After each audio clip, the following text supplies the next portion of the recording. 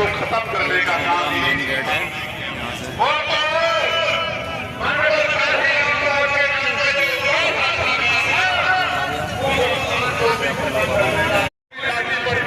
उनके पर जुल्म होता है तो जान बाजी लगा के उनके लिए लड़ने के लिए जाते हैं। एक वो लोग हैं और एक वो लोग हैं जो चुनावी फायदे के लिए तमाम तरह के नारे पकड़ने का काम करते हैं। उनको सावधान रहना पड़ेगा क्योंकि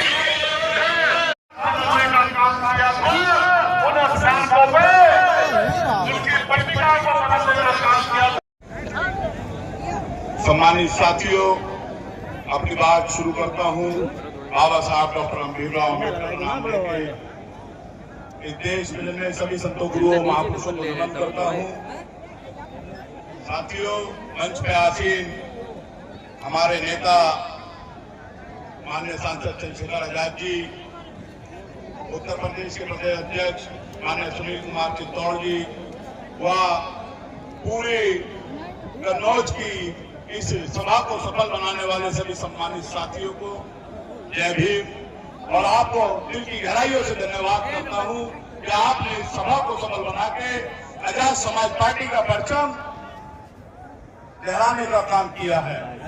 सम्मानित साथियों, जैसा कि आप सब लोग जानते हैं, एक बात लंबे समय से आजाद समाज पार्टी के नेता माननीय राष्ट्रीय अध्यक्ष चंद्रशेखर साहब हम कमजोर वंचित वर्ग के लोगों के मान सम्मान स्वाभिमान की लड़ाई को लड़ने का काम कर रहे हैं। इस देश के अंदर कमजोर वंचित वर्ग के लोगों को वोट का अधिकार तो मिला, मगर अभी तक उन्हें जो है लंबे समय से शासन सत्ता में उनकी हिस्सेदारी और भागीदारी नहीं है। और जिस समाज की शासन सत्ता में हिस्सेदारी भागीदारी नहीं होती वो समाज गुलामी की तरफ जाता है। उनके साथ जुल्म ज्यादती होती है, उनके साथ अन्याय अत्याचार होता है, उनके हक अधिकारों का हनन होता है, उनके साथियों, आप सब लोगों का धन्यवाद। जय भीम, जय भारत, जय संविधान। बहुत धन्यवाद। मानसू जी, तू कहाँ है? वीडियो कर्मी सब खड़े हैं, आप लोग हो नहीं है, और पीछे हम कुर्ती लेके नहीं हो रही है तो केवल 10 कदम आगे आ जाइए, केवल 10 कदम। मीडिया, केवल जिन पर मीडिया है जो, अरे बस नहीं रहो। नेता को बहुजन समाज के एकमात्र इस देश के अंदर लोकप्रिय नेता, दलितों की आवाज, पिछड़ों की आवाज, मुस्लिम भाइयों की आवाज, सिख भाइयों की आवाज, किसान भाइयों की आवाज, माँ बहन बेटियों की आवाज, खिलाड़ियों की आवाज, हर कमजोर व्यक्ति की आवाज एक ही नेता एडवोकेट भाई चंद्रशेखर आजाद पार्लियामेंट से लेकर सड़क तक, चाहे मेरठ की घटना आपने देखी, अपने प्रिय नेता को सांसद होते हुए सड़क पर दौड़ लगाते हुए देखा। जब हमारी एक बहन को जन सम्मान उठाकर ले गए, उनके लिए कोई नेता नहीं गया, अगर किसी नेता ने भाई एडवोकेट चंद्रशेखर आजाद की जिंदाबाद।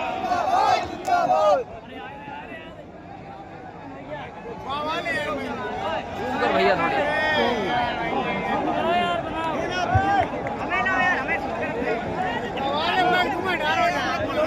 गलत माइस चढ़िया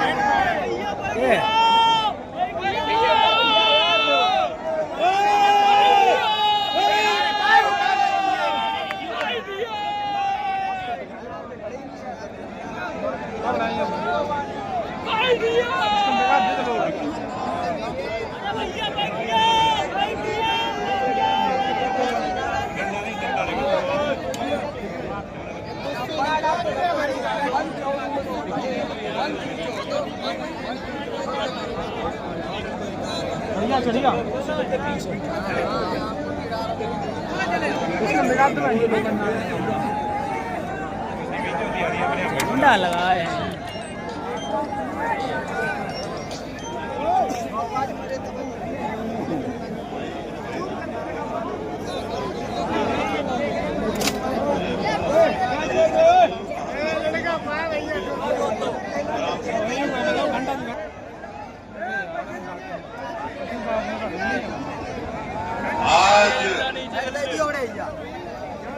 इस ऐतिहासिक कार्यक्रम को सफल बनाने के लिए जो प्यार आशीर्वाद और भविष्य में मदद का आश्वासन लेकर आप यहाँ आए हैं। मैं इसके लिए आपका दिल की गहराइयों से बहुत बहुत धन्यवाद करता हूँ। प्यारे मेरे परिवार के लोगों, यहाँ उपस्थित नौजवान साथियों, बड़े बुजुर्गों, प्यारे भाइयों, माताओं, बहनों, प्यारी बच्चियों, मैं आपका प्यार देख के दिल से इस बात का इजहार करता हूं कि कन्नौज के कपूरवा मैदान में, कपूरपुर जो छिबरा मऊ में है, ये जो ऐतिहासिक कार्यक्रम आपने किया है, इसकी गूंज लखनऊ तक तो जाएगी, लेकिन दिल्ली वालों को भी इसका एहसास शाम तक हो जाएगा। मैं अपनी बात को शुरू करने से पहले बहुजन समाज में जन्मे सभी संतों, गुरुओं और महान पुरुषों को नमन करता हूं। इसलिए नमन करता हूं क्योंकि वो महापुरुष, उनका जीवन, उनका संघर्ष, उनका त्याग, उनका बलिदान, ये सब मिलकर ही आज ये दिन आया है कि एक प्राइमरी स्कूल के हेडमास्टर का बेटा लोकसभा में आपकी आवाज बनता है और उसको प्यार आशीर्वाद देने, अपने आंदोलन को मजबूत करने आप लोग सुबह सुबह ठंड में घर से निकलते हैं और जब मैदान तक हम लोग पहुंचे हैं तो जिधर भी देख रहे हैं नीला समंदर नजर आ रहा है। महसूस करते, जिस दिन आप लोग ये अपमान महसूस करना शुरू कर दोगे, जिस दिन उनका अन्याय और अत्याचार बढ़िया सिस्टम बनाओ उसी दिन आप लोग शुरू कर देंगे। अब दिखाए ना पूरा इलाका एक कुर्सी से। बहुत बहुत धन्यवाद। जय भीम, जय भारत, जय संविधान, जय विज्ञान। हेलो सम्मानित साथियों, आपके बीच में आज के कार्यक्रम के मुख्य अतिथि भीम आर्मी के चीफ, आजाद समाज पार्टी कांग्रेस के राष्ट्रीय अध्यक्ष एडवोकेट भाई चंद्रशेखर आजाद जी ग्राउंड में आ चुके हैं। आप सभी लोग अपने प्रिय नेता के सम्मान में नारे लगाएंगे। भीम आर्मी जिंदाबाद, जिंदाबाद, जिंदाबाद, जिंदाबाद, जिंदाबाद, जिंदाबाद, समाज पार्टी जिंदाबाद, जिंदाबाद, जिंदाबाद, समाज पार्टी जिंदाबाद। छत्रपति साहू जी महाराज अमर रहे, छत्रपति साहू जी महाराज अमर रहे, बाबा साहेब अमर रहे, बाबा साहेब अमर रहे, मानवर कांशीराम साहब अमर रहे। साथियों, महापुरुषों के चरणों में पुष्पांजलि अर्पित कर चुके हैं। अब मैं अनुरोध कर रहा हूं अपने प्रिय नेता एडवोकेट भाई चंद्रशेखर आजाद जी, एडवोकेट भाई चंद्रशेखर आजाद जिंदाबाद। इस देश में आज जो देश बना है वो देश ऐसा हमेशा नहीं था। इस देश में लंबे समय तक कई बार बाहरी आक्रमणकर्ताओं ने इस देश में राजकाज करने का काम किया और राजकाज करने की वजह से उनकी पॉलिसियों के आधार पे, उनकी नीतियों के आधार पे कई बार इस देश को गुलामी की बेड़ियों में जकड़ने का इतिहास रहा। आज समय आ गया है कि हम इतिहास को पढ़ें, इतिहास से सीख लें और अपने वर्तमान को मजबूत बनाएं और अपने भविष्य गुलामी बना कर रख दे, अपने भविष्य को मजबूत कर दे। प्यारे साथियों, इस देश में लोकतंत्र पहले नहीं था, और जब तक लोकतंत्र नहीं था, गरीब, किसान, कमजोर, नौजवान, दलित, पिछड़े, आदिवासी और तमाम तरह के कमजोर वर्गों के लोगों को मुख्य धारा में आने का मौका नहीं मिलता था। प्यारे साथियों, इस देश में अगर बाबा साहब अम्बेडकर, राष्ट्रपिता ज्योतिबा फूले, छत्र क्योंकि टीवी और अखबार तो आजकल वो काम कर रहे हैं जो सरकार कह रही है। असली टीवी अखबार तो ये गरीब, खाती पत्रकारिता करने वाले बहुजन मीडिया के लोग जो मैं जो कहता हूँ उसी बात को दिखाते हैं, वरना बहुत जगह तो मैं कहता कुछ हूँ और दिखाते कुछ और। प्यारे साथियों, गौर से सुनो, बड़े बुजुर्ग बड़ी संख्या में यहाँ बैठे हैं। आज वो अपना आशीर्वाद देने, मुझे देखने और सुनने आए हैं। मैं उनको बताना चाहता हूँ, इस देश में 1919 से पहले कोई भी SC, ST, OBC का आदमी वोटिंग राइट नहीं रखता था। और आपको जान के अचरज होगा, सिर्फ SC, ST, OBC का नहीं, इस देश में किसी भी जाति धर्म की महिलाएं वोट का अधिकार नहीं रखती थी। फिर इस देश में सवाल खड़े हुए, मांटेगो चेमफोर्ड सुधार समिति बनी। सुधार समिति के सामने कई विषय रखे गए कि नए वोटर को शामिल किया जाए। नए वोटर कौन? वो जो लगान देते हैं, वो जो बहुत पढ़े लिखे हैं, वो जो बहुत पैसे वाले हैं, वो जो बहुत बड़े उद्योगपति हैं, वो जो राजा महाराजाओं के परिवार से आते हैं। और कुल मिला के 1919 से पहले 3% लोग वोट करते थे। कितने परसेंट लोग? जोर से बताओ, आवाज जानी चाहिए कन्नौज तक, नहीं लखनऊ तक नहीं जा रही है। जोर से बताओ पहले, कितने परसेंट लोग?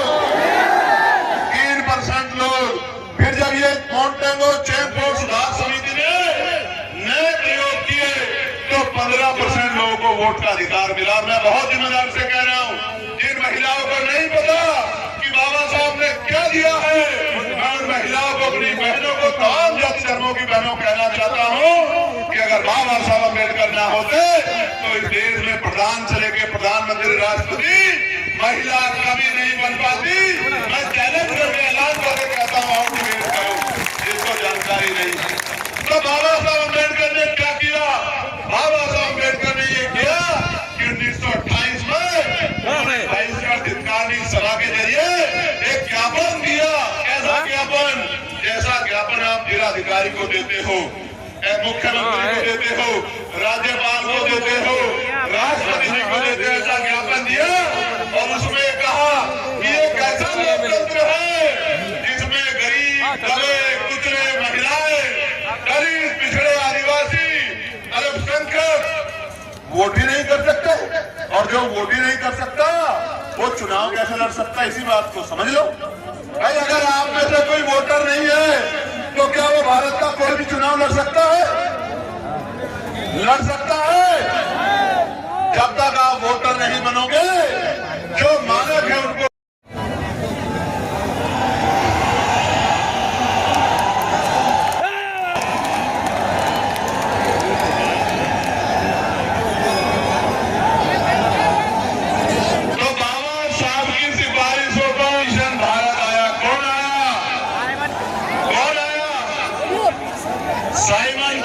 साइमन कमीशन कौन था? साइमन कमीशन एक कमीशन था, एक कमेटी थी जो दलित, पिछड़ों, आदिवासियों के हालात जानने के लिए भारत आई। और जब साइमन कमीशन भारत आया और वो यहाँ से रिपोर्ट बनाकर लेके गया, उस रिपोर्ट के आधार पे गोलमेज कॉन्फ्रेंस हुई और 3 बार गोलमेज कॉन्फ्रेंस में बाबा साहब अम्बेडकर आपको अधिकार दिलाने के लिए लड़ते रहे। और बाबा साहब अम्बेडकर की सिफारिशों के कारण इस देश में कमजोर वर्गों को भी वोट का अधिकार मिला। और जिसको रोटी ना हो, चाहे वो पढ़ा लिखा ना हो, हर एक व्यक्ति को, बालिग व्यक्ति को वोट का अधिकार बाबा साहब अम्बेडकर के प्रयासों से मिलने का काम हुआ है मेरे साथियों। और मैं वोट की ताकत बताता हूँ। वोट की ताकत समझो। अगर ये वोट का अधिकार नहीं होता तो ये जो बड़े बड़े कुत्ते वाले, बड़ी बड़ी गाड़ियों वाले, बड़े बड़े धन्ना सेठ आपकी गलियों में आते हैं, चुनाव के समय आपके पैर पकड़ते हैं, आपके पैर छूते हैं, आपके घर का खाना खाते हैं, आपसे भाईचारा निभाते हैं, आपके घर में कुर्सियों पर बैठ के कहते हैं कि माँ मेरे सिर पे हाथ रख दो, चाची, भाभी, बुआ, ताई, दादी मेरे सर पे हाथ रख दो। ये जो महलों वाले लोग आज आपके बीच आते हैं तो ये इस वोट की वजह से आते हैं। जिस दिन वोट का अधिकार चला गया, आप मर जाना, आप गल जाना, आप सड़ जाना, आप भूखे रह जाना, एक अमीर आपकी गली में नहीं आएगा। मेरी बात को आप याद रखना। एक वोट के रूप में हथियार, स्वाभिमान सम्मान का जीवन दिलाने के लिए हथियार बाबा साहब अम्बेडकर हमको दिलाते गए हैं। इसलिए बाबा साहब ने किसी की जमीन नहीं छीनी, बाबा साहब ने किसी का घर नहीं छीना, बाबा साहब ने किसी के रुपए नहीं छीने। अगर आज भी इस देश में बाबा साहब अम्बेडकर की प्रतिमाएं तोड़ी जाती हैं, आज भी इस देश में फूले साहू की प्रतिमाएं तोड़ी जाती हैं, आज भी इस देश में बाबा साहब अम्बेडकर को अपमानित करने की कोशिश की जाती है, उसका एकमात्र कारण ये है कि बाबा साहब अपने बच्चों को नौकरी नहीं लगाते गए, अपने करोड़ों बच्चों को इज्जत से जीने का अधिकार संविधान में दिला के गए। इस कारण बाबा साहब अम्बेडकर का विरोध किया जाता है। प्यारे साथियों, ये थोड़े से लोग पूरे कार्यक्रम को डिस्टर्ब कर रहे हैं। मैं चेतावनी के साथ इनको कहना चाहता हूं कि अगर ये मेरे लोग हैं तो अपनी जगहों पर बैठे, वरना मैं मानूंगा कि ये मेरे लोग नहीं है, और फिर मैं ये मानूंगा कि जो लोग मेरे नहीं है वो इस कार्यक्रम को खराब करने के लिए यहाँ आए। ये जो इस पूरी पंक्ति में लोग हैं, इनकी वजह से पूरा कार्यक्रम डिस्टर्ब हो रहा है, ये स्वीकार नहीं किया जा सकता है। मैं पुलिस प्रशासन के भाइयों से आग्रह करूंगा कि इनको बिठवाइए। इनकी वजह से यहाँ से लेके वहां तक डिस्टर्ब हो रहा। बैठिए आप लोग, बैठिए, मजाक समझ रहे हैं आप लोग। कार्यकर्ताओं ने एक पैसा चुका है इस कार्यक्रम को सफल बनाने के लिए, आप चंद मुट्ठी में लोग डिस्टर्ब करेंगे इसको। क्यों कर रहे हैं ऐसा? इनको बिठाइए, पुलिस के लोग इनको बिठाइए, बिठाइए। पुलिस का काम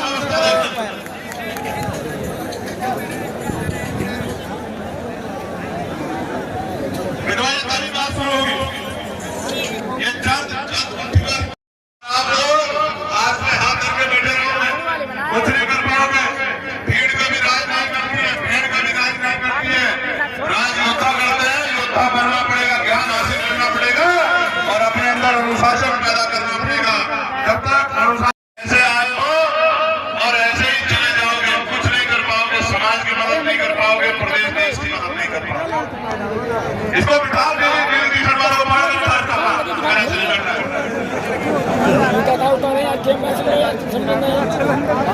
प्यारे साथियों, मैं ये कह रहा था आपसे कि बाबा साहब अम्बेडकर से जो विरोध है हमारे महापुरुषों से, सम्मान का जीवन दिलाने का प्रयास किया है, इसलिए कुछ लोग इस देश में उनका विरोध करते हैं। इसी वजह से, मात्र इसी वजह से उनका सम्मान करने का दिखावा भी करते हैं। उनका सम्मान वही करता है जो उनके विचारों पे चलता है, जो उनके विचारों के खिलाफ चलता है। आजादी तो होती लेकिन सांस नहीं ले पाता अपनी आजादी के साथ। कहना चाहता हूँ, प्रधानमंत्री से वो दिन चले गए, चंद्रशेखर आजाद व्यक्तिगत रूप से और आजाद समाज पार्टी संपूर्ण रूप से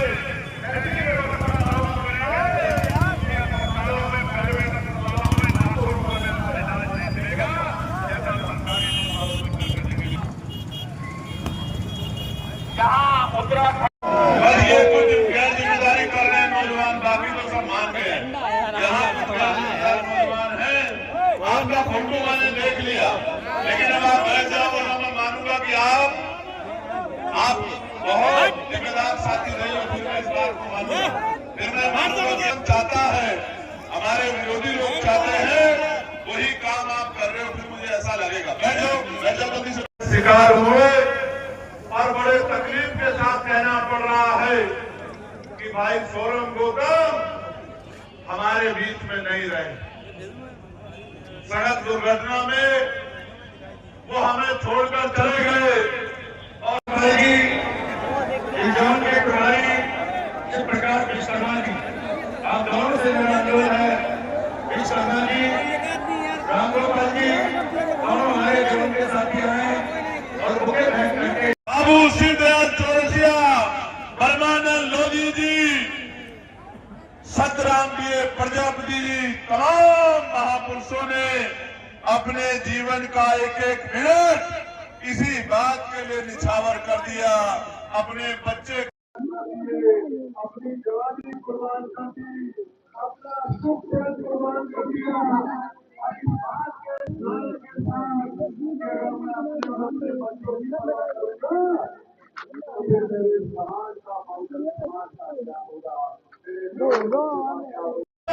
के लिए और करने का काम करेंगे। भाई सौरभ की, भाई सतेंद्र की, भाई बंटू की जिम्मेदारियों को भी अपने कंधों पर उठाने का काम करेंगे और उनके काम को, उनके सपने को कि उत्तर प्रदेश में आजाद समाज पार्टी राजकाज में आए और गरीबों के दुख तकलीफों को दूर करे, इस काम को तेजी से करने में हम सब लोगों की मदद कराएंगे, ऐसा मेरा विश्वास है।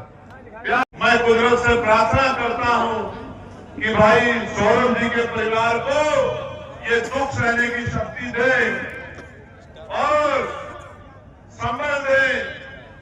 बहुत जल्द मैं उनके परिवार से मिलने उनके गांव में जरूर जाऊंगा। इस बात का भी मैं आप लोगों को बहुत जिम्मेदारी की वो जल्दी स्वस्थ हो जाए। प्यारे साथियों, बंटू कठेरिया हमारे बहुत प्यारे साथी यहाँ रहते थे, बहुत मेहनती कार्यकर्ता थे। कुछ दिनों पहले आशीर्वाद देने मुझे देखने और सुनने आए हैं। मैं उनको बताना चाहता हूँ, इस देश में 1919 से पहले कोई भी SC ST OBC का आदमी वोटिंग राइट नहीं रखता था।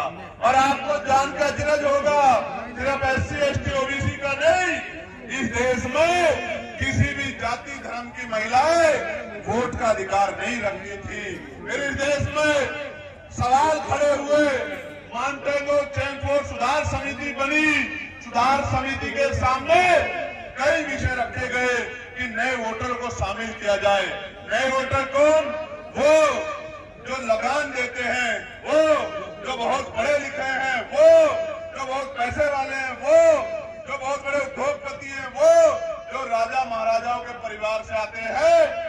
और कुल मिला के 1919 से पहले 3% लोग वोट करते थे। कितने परसेंट लोग? जोर से बताओ, आवाज जानी चाहिए कन्नौज तक, नहीं लखनऊ तक नहीं जा रही है। जोर से बताओ पहले, कितने परसेंट लोग? 3% लोग। फिर जब ये माउंटेगो चैनफोर्ड सुधार समिति ने नए प्रयोग किए तो 15% लोगों को वोट का अधिकार मिला। और मैं बहुत जिम्मेदार से कह रहा हूं, जिन महिलाओं को नहीं पता कि बाबा साहब ने क्या दिया है, मैं उन महिलाओं को अपनी बहनों की बहनों कहना करना होते तो इस देश में प्रधान से लेके प्रधानमंत्री, राष्ट्रपति महिला कभी नहीं बन पाती। मैं चैलेंज करके ऐलान करके कहता हूँ, और डिबेट करो, इसको जानकारी नहीं। तो बाबा साहब अम्बेडकर ने क्या किया? बाबा साहब अम्बेडकर ने ये किया कि 1928 में उन्होंने बहिष्कृत हितकारिणी सभा के जरिए एक ज्ञापन दिया। कैसा ज्ञापन? जैसा ज्ञापन आप जिलाधिकारी को देते हो, मुख्यमंत्री को देते हो, राज्यपाल को देते हो, राष्ट्रपति जी को देते हो, ऐसा ज्ञापन दिया। और उसमें कहा कि एक ऐसा लोकतंत्र है जिसमें गरीब, दबे, कुचले, महिलाएं, दलित, पिछड़े, आदिवासी, अल्पसंख्यक वोट ही नहीं कर सकते। और जो वोट ही नहीं कर सकता वो चुनाव कैसे लड़ सकता है? इसी बात को समझ लो भाई। अगर आप में से कोई वोटर नहीं है तो क्या वो भारत का कोई भी चुनाव लड़ सकता है? लड़ सकता है? जब तक आप वोटर नहीं बनोगे, जो मानक है उनको पूरा नहीं करोगे, एज के मानकों को, तब तक आप चुनाव नहीं लड़ सकते हो। इसलिए बाबा साहब अम्बेडकर ने फिर गोलमेज कॉन्फ्रेंस से पहले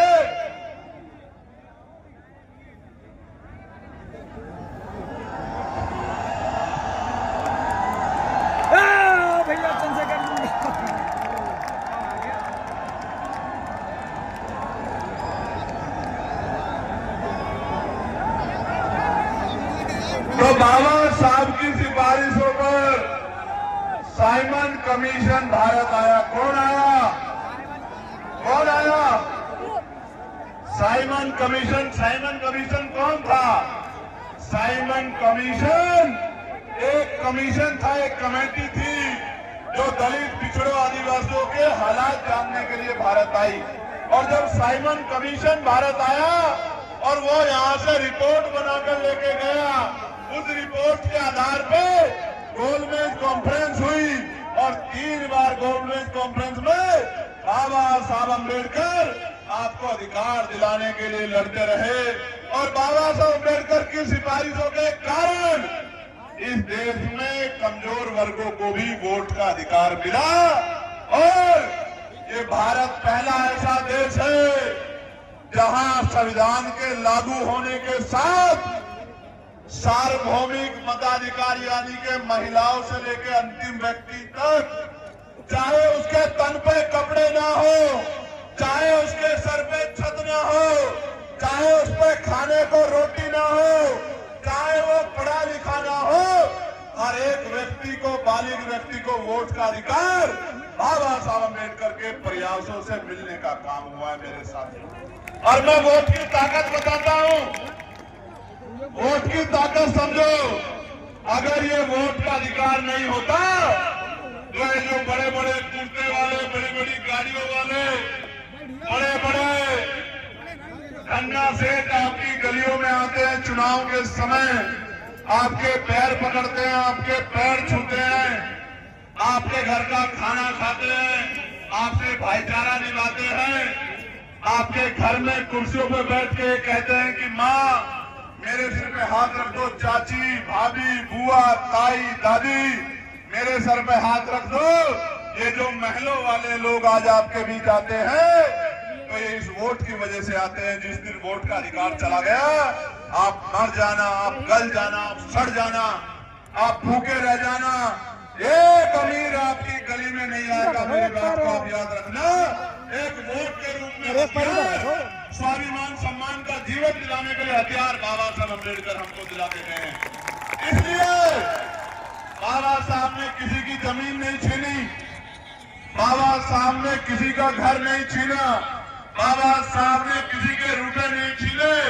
अगर आज भी इस देश में बाबा साहब अम्बेडकर की प्रतिमाएं तोड़ी जाती हैं, आज भी इस देश में फूले साहू की प्रतिमाएं तोड़ी जाती हैं, आज भी इस देश में बाबा साहब अम्बेडकर को अपमानित करने की कोशिश की जाती है, उसका एकमात्र कारण ये है कि बाबा साहब अपने बच्चों को नौकरी नहीं लगा के गए, अपने करोड़ों बच्चों को इज्जत से जीने का अधिकार संविधान में दिला के गए। इस कारण बाबा साहब अम्बेडकर का विरोध किया जाता है। प्यारे साथियों, ये थोड़े से लोग पूरे कार्यक्रम को डिस्टर्ब कर रहे हैं। मैं चेतावनी के साथ इनको कहना चाहता हूं कि अगर ये मेरे लोग हैं तो अपनी जगहों पर बैठे, वरना मैं मानूंगा कि ये मेरे लोग नहीं है, और फिर मैं ये मानूंगा कि जो लोग मेरे नहीं है वो इस कार्यक्रम को खराब करने के लिए यहाँ आए। ये जो इस पूरी पंक्ति में लोग हैं, इनकी वजह से पूरा कार्यक्रम डिस्टर्ब हो रहा है, यह स्वीकार नहीं किया जा सकता है। मैं पुलिस प्रशासन के भाइयों से आग्रह करूंगा कि इनको बिठवाइए। इनकी वजह से यहाँ से लेकर वहां तक डिस्टर्ब हो रहा। बैठिए आप लोग, बैठे पैसा समझेंगे आप लोग। कार्यकर्ताओं ने एक पैसा जुटा है कार्यक्रम को सफल बनाने के लिए, आप चंद मुट्ठी में लोग डिस्टर्ब करेंगे इसको।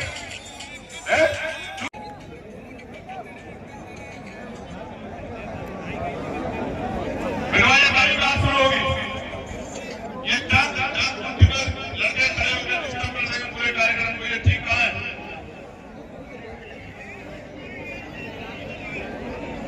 ऐसे जोशीले नौजवान ये अच्छे तो हैं, लेकिन ये नौजवान अगर सिर्फ नारा ही लगाते रहे तो इस देश में बहुत कुछ बिगड़ जाएगा। मेरी बात को आप याद रखना, बहुत कुछ बिगड़ जाएगा। और आप लोग आज पे हाथ धरके बैठे रहो।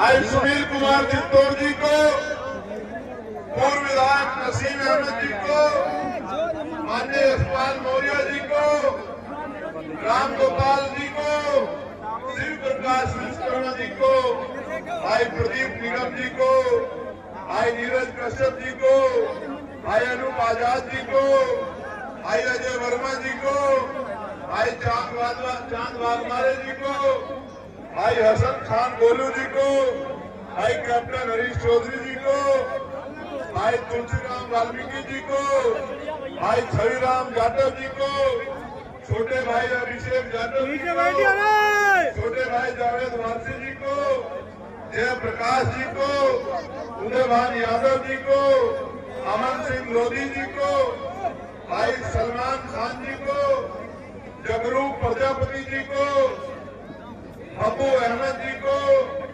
गंगाराम पाल जी को, भाई रोकी वाल्मीकि जी को, करण चौधरी जी को, प्रभात गौतम जी को, अरुणेश कुमार जी को, रविंद्र पाल खोजी जी को, सिद्धार्थ विश्वकर्मा जी को, अर्पित आजाद जी को, राजन गौतम जी को, सुंदरम बोध जी को, राम बाबू वर्मा जी को, अनिल वर्मा जी को, सिद्धार्थ गौतम जी को, भगवान दास जी को, रमाकांत गौतम जी को, गौरव अहिरवार जी को, नीरज गौतम जी को, मान्य लाल मोहम्मद जी को, गुलाम वारिस जी को, मुन्ना खान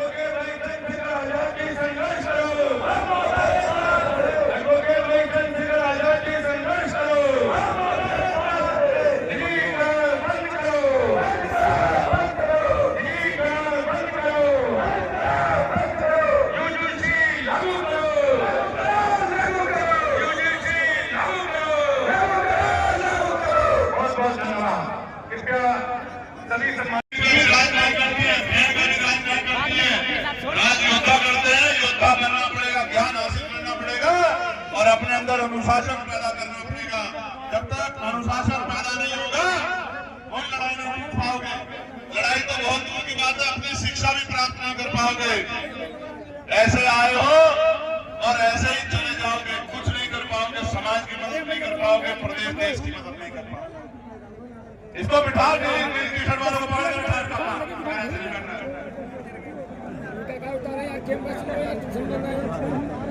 प्यारे साथियों, मैं ये कह रहा था आपसे कि बाबा साहब अम्बेडकर से जो विरोध है हमारे महापुरुषों से, वो विरोध इसलिए नहीं है कि उन्होंने किसी की जमीन छीनी है।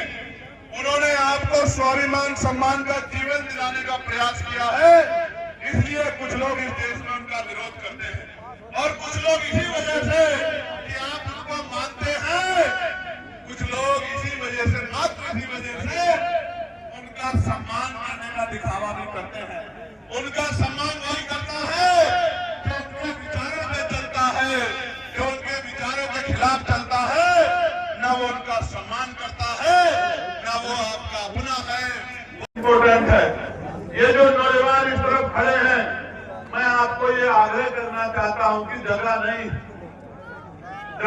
आपको अपने आप ही जगह बनानी पड़ेगी। और अगर आप जगह बना लोगे तो जो सुंदर कार्यक्रम आपने कराया है, ये सुंदर कार्यक्रम और सफल हो जाएगा। ये जो साथी यहाँ खड़े हैं आपकी वजह से, पीछे वालों को देखने में बड़ी परेशानी होगी। अगर आप अपने कार्यक्रम को नहीं संभालोगे तो कैसे सफल होगा, आप मुझे बताओ।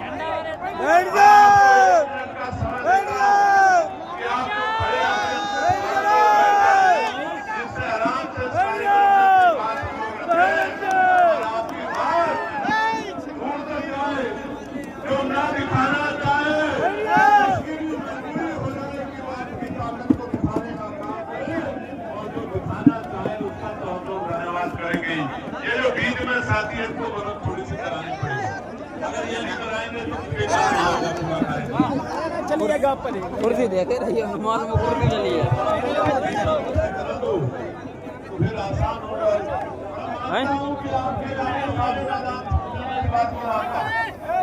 कोई मैदान दे दिया जाए, तुम कुर्ती पकड़ रही हो। आप सुबह निकलते ही उसको पूरे को मैदान को भर दोगे अपनी ताकत से, ये मैं मानता हूँ।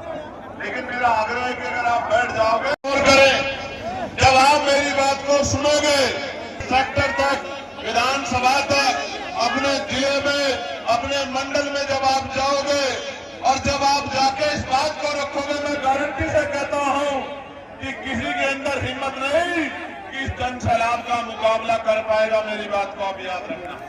प्यारे साथियों, इस देश में आज जो देश बना है वो देश ऐसा हमेशा नहीं था। इस देश में लंबे समय तक कई बार बाहरी आक्रमणकर्ताओं ने इस देश में राजकाज करने का काम किया है और राजकाज करने की वजह से उनकी पॉलिसियों के आधार पे, उनकी नीतियों के आधार पे मैदान में तय हुआ था। लेकिन अंत में एक हफ्ते पहले कार्यक्रम कसावा मैदान में होता तो मैं लिख कर देता हूं कि सारे रिकॉर्ड टूट जाते। मेरी बात को आप याद रखना। लेकिन रिकॉर्ड तो यहाँ भी कपूरवा के मैदान में भी, कपूरपुर के मैदान में भी आजाद समाज पार्टी भीम आर्मी के लोगों ने बना दिया है। ऐसी सवाल चुनाव कार्यक्रम आपने जो है अपनी मेहनत की कमाई से कराने का काम किया। के साय में घनघोर जवानी पलती है और इतिहास में डूब जाता है जिस और जवानी चलती है। ये वो नौजवान है जो अपने आदर्श बाबा साहब अम्बेडकर को मानते हैं।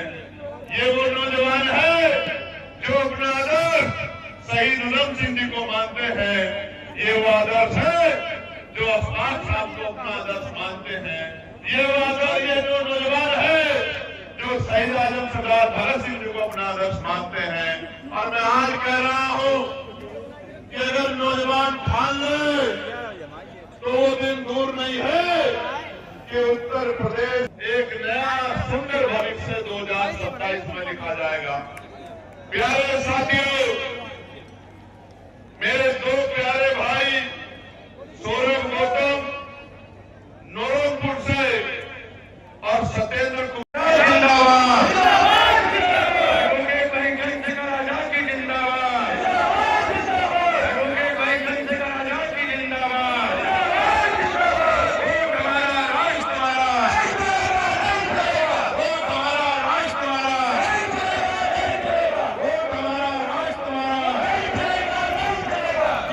की बात करेगा, की बात करेगा।